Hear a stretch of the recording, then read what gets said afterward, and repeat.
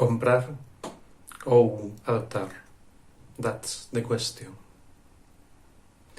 Se para vos os nosos animaliños son tan importantes que forman parte da vosa familia, esta é a vosa canal en YouTube, Veterinario de Familia. A vida pasar un ratiño en familia con Guillermo Campos. E hoxe, cun tema un pouco controversial. Compramos ou adoptamos?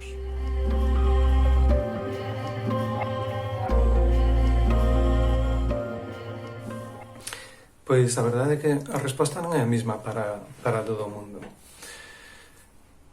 A ver, o primeiro que temos que falar é da cría responsable. Quero dicir que non hai ningún motivo polo cal un animal teña que ser papá. Quero dicir que temos que esquecer as ideas de que para unha femia ten que parir algunha vez, non hai ningún motivo, é como se unha persoa non foi nai, que lle pasa? Nada. Me la suda. Tamén a idea de que non sei, de que os machos se non o proban algunha vez, pobriños. Con sus cojones toreros. Bueno, a ver, non é un dereito fundamental. Dereitos fundamentales son o teito, comer, dormir. Ese non é un dereito fundamental. Os animais, pois, bueno, vale, sí, teñen o seu instinto, pero non nos humanicemos en exceso. Non lles pasa nada grave por non ter esa experiencia. El perro se va a quedar igual.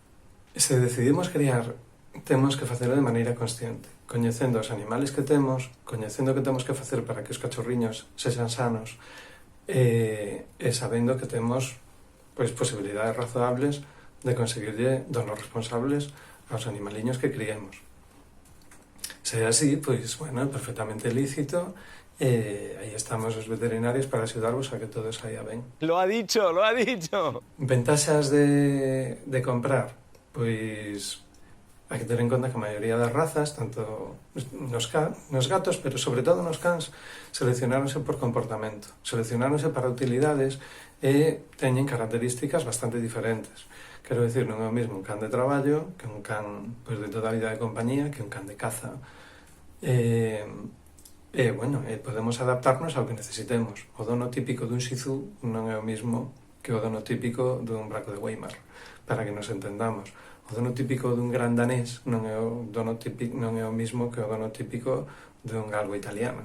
O sea, aquí cada uno va a su bola. En función tamén das características físicas, do problema que nos supoña a cantidade de pelo ou das ventaxas que nos supoña, se o queremos ter en exterior, por exemplo, convén que sí, que se teña un bo manto. Da súa necesidade de exercicio, da súa necesidade de facer cousas, pois podemos elexir o que mellor nos vaya.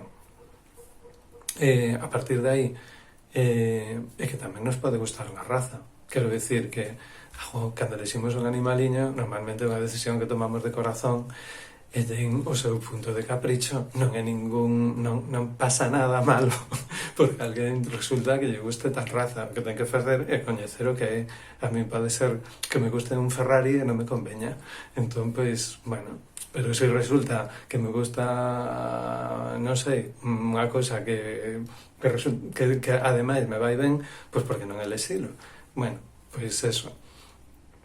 En canto a adoptar, pois deberíamos telo sempre en conta. Quero dicir, se todo isto non son factores importantes, pois ir a ver que hai nos refuxios.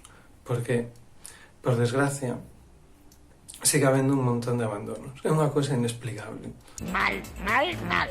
Verdadera mal. Por non dicir borchenoso. De verdade, se non temos un especial interés en que unha gata ou unha cadela críe, esterilizar.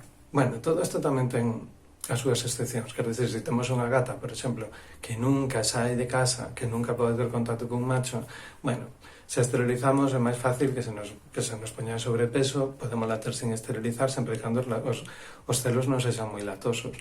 Pero que nas cadelas, aunque estén así nunha circunstancia equivalente, teñen tantas probabilidades de facer tumores de mama que convén esterilizar en calquera caso. A ver, nos refuxios hai prácticamente de todo, pero tamén é certo que os animais que pasaban polos refuxios moitas veces pode pasar que non sexan tan fáciles. Quero dicir que moitos deles veñen dunha experiencia traumática Una pena. ou non teñen unha sociabilización tan boa como un animal que se criase, imagínate, nunha familia, con contacto con diferentes tipos de personas e animales.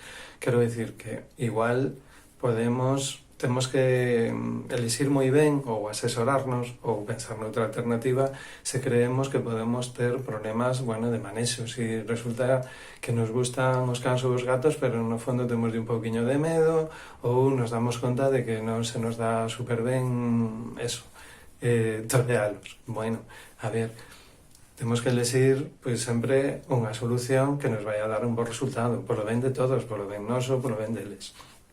Pero valorar a alternativa de adoptar, polo menos na situación na que estamos agora, porque eu, de verdade, eu imagino un futuro onde os refuxios estén medio baleiros porque ninguén abandona e haxa moitísimos máis adoptantes que animales que se poidan donar. Hai países que hoxe xa son así. Poder se puede. Eu creo que todos queremos vivir nun país que sexa así. A que sí? Bueno, se vos gustou o tema, podedes darlle un like. Se vos gustan en xeral os temas que tratamos en Veterinario de Familia, invitámosvos a suscribirvos. E como sempre, despedímonos con un bico moi grande para toda esta familia que cada vez máis grande e máis chula. Chao.